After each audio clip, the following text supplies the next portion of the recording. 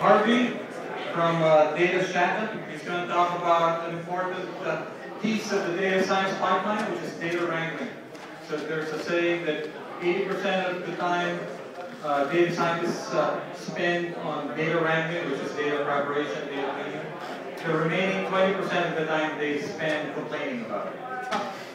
All right, so the next speaker is Phil Harvey.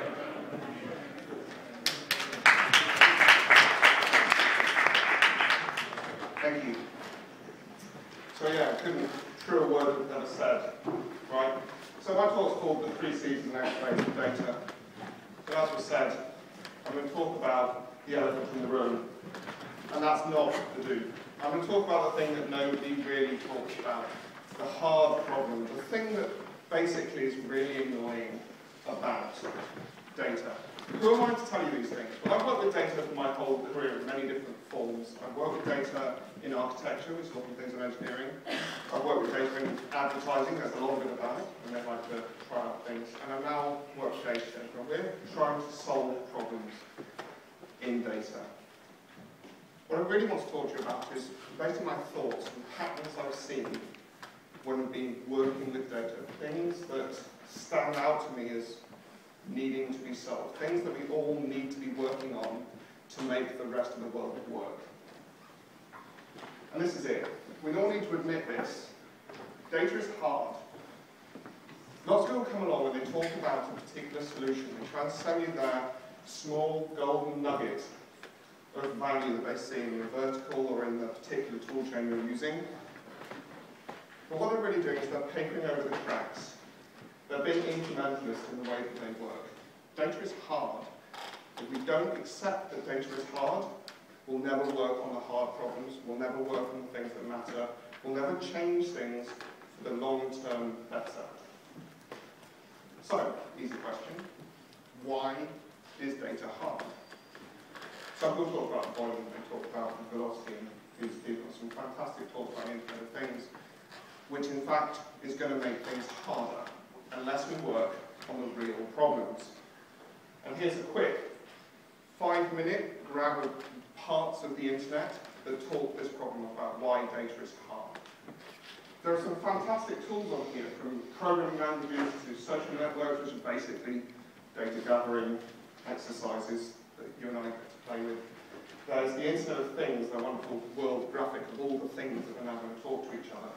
There are traditional tools, big databases, big modeling tools, logical data modeling tools.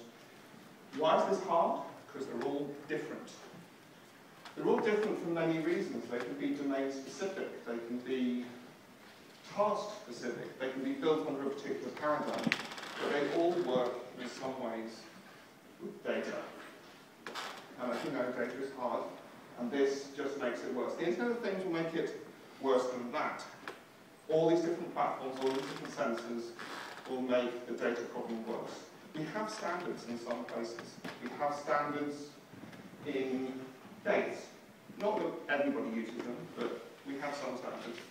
In formats, JSON, XML, in protocols, REST and SOAP, these things.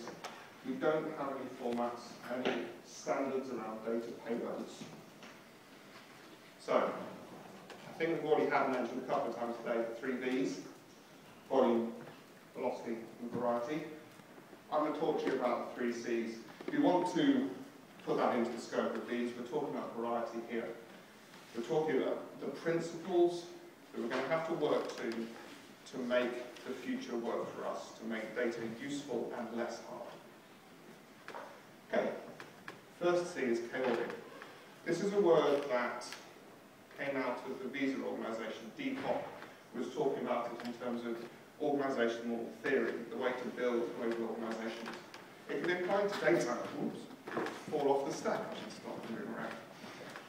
So you've got 2 sides of this. Chaotic means the useful balance of chaos and order. You take order, for example, you're talking about structured data. Where all have met a table, a relational database, these kind of things. That's on the structured end. They actively fight chaos. That's their whole reason for being. As a sort of reaction to that, you end up with your unstructured data approaches. Things like Hadoop. Think about throw it all in first, create a pool, a lake, if you will, whatever the current fashionable word for it is, of chaos, and then build embarrassingly parallel tools to work in that chaos. As some of you may have guessed, there's a middle ground, which conforms to these, more closely to these chaotic ideals, the right balance of chaos and order. This is the semi-structured place, and you'll hear people talking about their semi-structured solution. You'll hear about Mongo talking about semi-structured.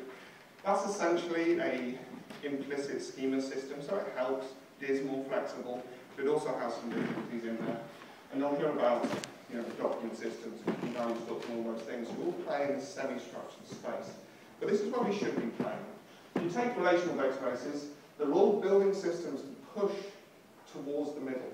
They're applying graph algorithms, they're looking at documents and all of these things to make themselves more flexible, to accept more of the chaos in. If you take the unstructured scenarios, you add layers on the top to reduce or to manage some of that chaos. Things like Hive to make it more like the structured world I was used to. So everybody's moving towards this center, and they're moving there because of the chaotic nature that they all want in their data. They want the flexibility of the chaos, they want the expandability, the changeability, but they want to get a deterministically true answer at the end. They want to ask a question and get the same answer twice. The next C is connectionist. Now, the scale on this one's a bit more unusual. We're talking about sets and individuals. And the easiest way to describe this is this is a table. Has anybody in here met a table when working with data? Hands up. Wow, that is a very small percentage of people, not what I expected. So a table is made up of two things, made up of columns and rows. A column is a set of things with a name at the top. It's a list. Here is the names column, that has your name. This is a row. This is a set of those columns. You define your world in terms of these rectangles and go down to any differences. When you look at the individuals change, they're annoying, they're difficult, they have different features, they don't quite fit in your rectangle. So this one might need a bit of a null column over there, and at its worst you start column stuffing, you put in this pipe that, because actually I know that they're sometimes a bit weird. If you focus on those individuals, and you have the computing power available now, everything you know, smartphones with quad cores can do a hell of a lot of work. If you think about what you carry around in your pocket, compared to what you pay for in the Amazon cloud, there's processing everywhere. And focusing on that individual, one of the things that enables that is that processing power we have available. We can focus on the connections between things that matter, entities in the world, individuals, brands, products, things that you care about, rather than trying to work out a table which is kind of good enough. The last of the C's is consilience.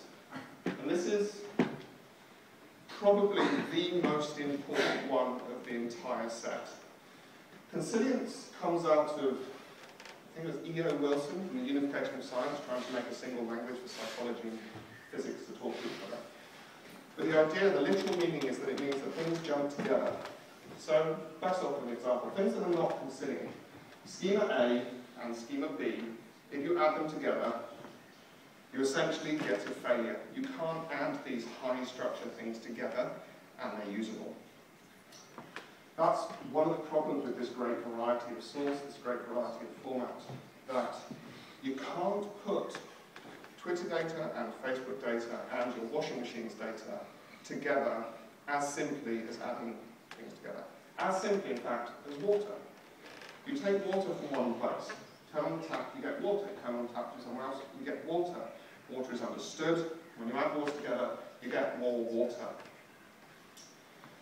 Now, when you're talking about data, you have to think about things in a different way. You have to think about the payloads you're using, not the web API you're using, not the domain specificity that you need to care about.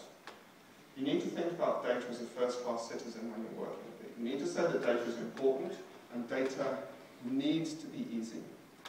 So that's kind of what we work on. I don't need to shake, and I'll be happy to chat about that outside. But when you work with a system with all of these three principles, when your data is chaotic, when it is helpfully chaotic, but you can draw order out, when you care about the connections between those individuals in the data, whatever they are. They don't need to be people. They can be brands, they can be phones, they can be anything.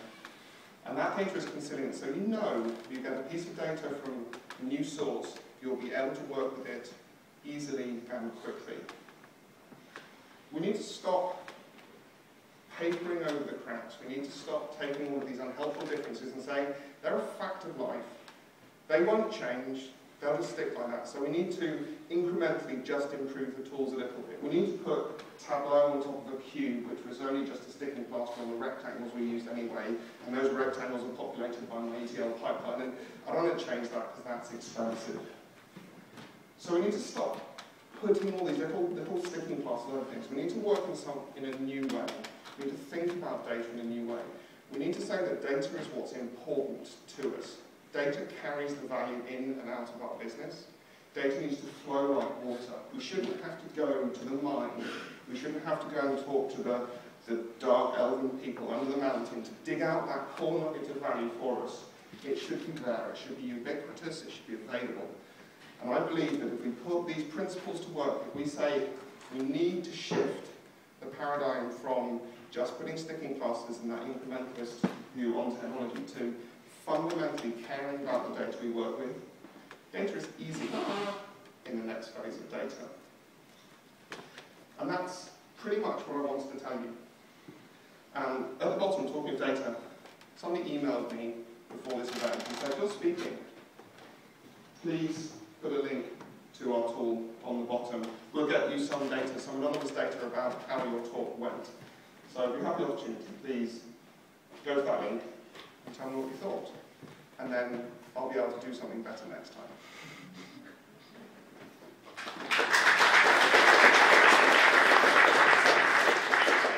Now, I haven't seen the 5-minute sign, so are there any questions?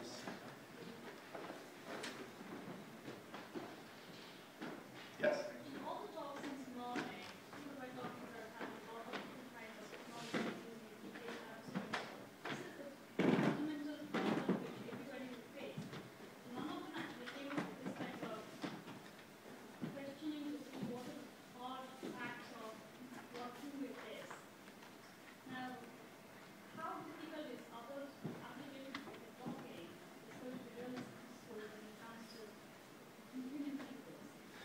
So, if I've got the question right for the people, is how difficult is it to implement these principles to make it useful in the broader application?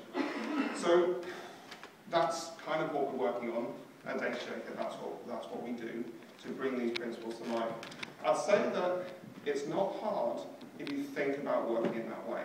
If you say, why am I doing it like this? And say, I don't have to do it like that anymore. Hadoop is a great example of people going, let's do it in a new way. Yes, we've got various forms of that, but I'll be very happy to talk to you afterwards about a few simple things. So there's some principles of content agnosticism, there's some principles of data first, all these kind of things that we can talk about.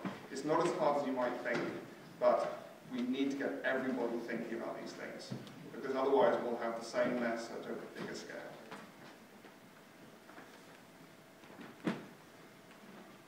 Let's thank the speaker.